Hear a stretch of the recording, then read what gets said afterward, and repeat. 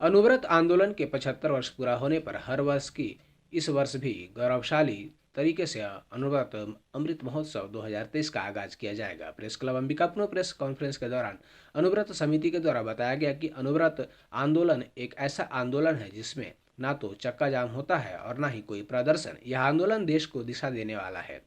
अनुव्रत अमृत महोत्सव के तहत 21 फरवरी को महारैली निकाली जाएगी। इसके तहत संस्था के द्वारा पूरे वर्ष जागरूकता के कार्यक्रम किए जाएंगे। जैन समाज के जो आचार्य थे उन्होंने अनुव्रत आंदोलन चलाया, उसके प्रचार प्रसार के लोगों को जानकारी हो कि अनुव्रत क्या है,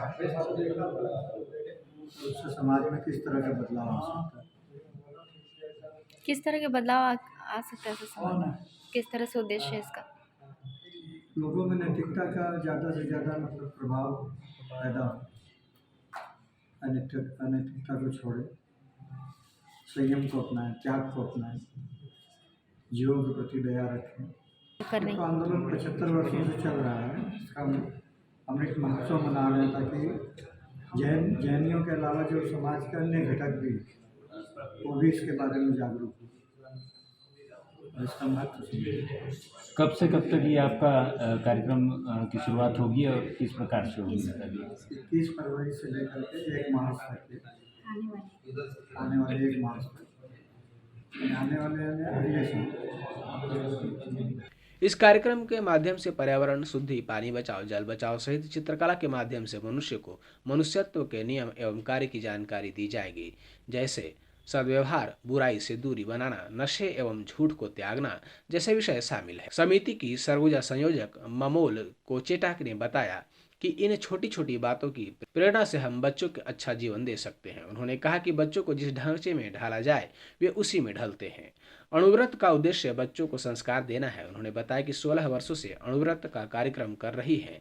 सबसे पहले 2 स्कूल में इसकी शुरुआत की गई थी, अब लगभग 27 स्कूल में आयोजन की भागीदारी करते हैं। अनुव्रत आंदोलन सन 1949 1 मार्च को राजस्थान के सरदारशाह कस्बे में इसकी नींव डाली गई थी। हमारे देश के प्रथम राष्ट्रपति डॉक्टर राजेंद्र प्रसाद के साथ में चिंतन और मनन के बाद में जब हमारे 9वें आचार्य श्री तुलसी ने बहुत ही वेदना और पराधीन भारत को देखा था, तो उनके भीतर में जो करुणा थी उसको लेकर के इस आंदोलन की शुरुआत हुई थी। आचार्य तुलसी ने महिलाओं के लिए भी बहुत जागरूकता करी थी, उनको शिक्षा देना, घूंघट प्रथा से मुक्ति कराना, और उन्होंने विधवा लोगों के लिए भी एक ड्रेस कोड दिया था ताकि वो अलग से पहचान में नहीं आ सके। इस तरह उन्होंने महिलाओं से लेकर के, बच्चों से लेकर के नेताओं तक के ऊपर में बहुत काम किया है। और यह हमारी हीरक जयंती है क्योंकि यह 75वां वर्ष है और आज़ादी को भी यह 75वां वर्ष चल रहा है। तो आप समझ सकते हैं कि डॉक्टर राजेंद्र प्रसाद से लेकर के वर्तमान हमारे आचार्य हों और वर्तमान हमारी सरकार हो, सभी ने घटक घटक तक में आचार्यों से प्रेरणा लेकर के ही देश में सुधार का काम भी किया है। 21 फरवरी से हमारी रैली के साथ में इसका आगाज़ होगा पूरे देश भर में, और उसके बाद में शासन के साथ में भी बैठ करके कुछ मीटिंगें होंगी।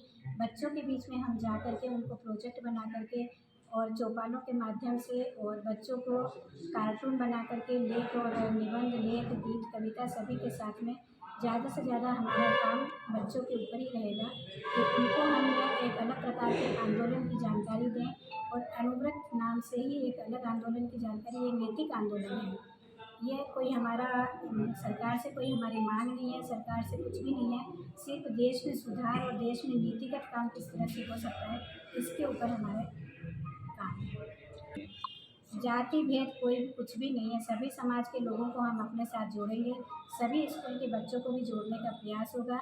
इसका एक हमारा और भी उपक्रम चलता है जीवन विज्ञान, जिसमें कि बाबा रामदेव जिस तरह से योग का काम करते हैं उसी तरह से हम स्कूलों में जीवन विज्ञान की शिक्षा देते हैं कि जीवन में विज्ञान किस तरह का हो सकता है। उसमें योग होता है, प्राणायाम होता है, आसन भी होता है, सूर्य नमस्कार भी होता है, और उसके साथ में खान पान की भी संदेश दिया जाता है।